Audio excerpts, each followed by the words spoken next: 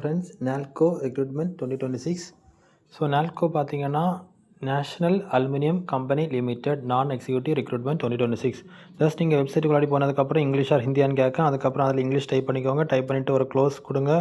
மெனுவில் போயிட்டு கேரியர்ஸ், அதில் நால்கோ, எஸ் ப்ரொசீட்.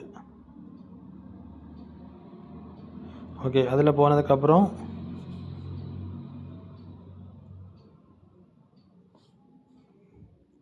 இதில் டெஸ்க்டாப் சைட் கொடுத்துக்கிறேன்.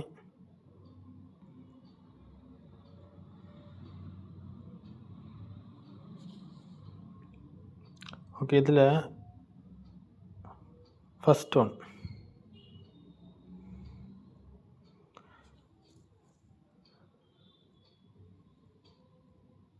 சரி. ஓகே, இதில் வந்து ஷார்ட்டாக இதில் என்ன கொடுத்துருக்காங்கன்னு நான் வந்து ஷார்ட்டாக சொல்லிக்கிறேன்.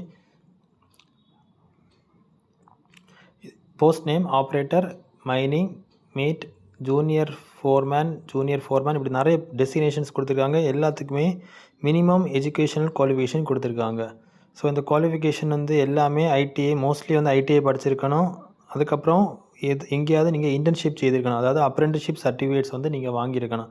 சில டெசிக்னேஷன் சில போஸ்ட்டுக்கு மட்டும்தான். ஓகேவா? ஸோ இதில் ஆப்ரேட்டர், இதில் வந்து பார்த்தீங்கன்னா அப்ரெண்டிஸ்ஷிப் சர்டிஃபிகேட் கேட்டிருக்காங்க. ஓகேவா? சிலதுக்கு வந்து கேட்கல. ஸோ அது மட்டும் நீங்கள் அப்ளை பண்ணிக்கலாம். ஐடிஐ முடிச்சிருந்தீங்கன்னா பியூர்லி இது வந்து ஒரு ஐடிஐ முடித்தவங்களுக்கு மட்டும்தான் அப்ளை பண்ண முடியும்.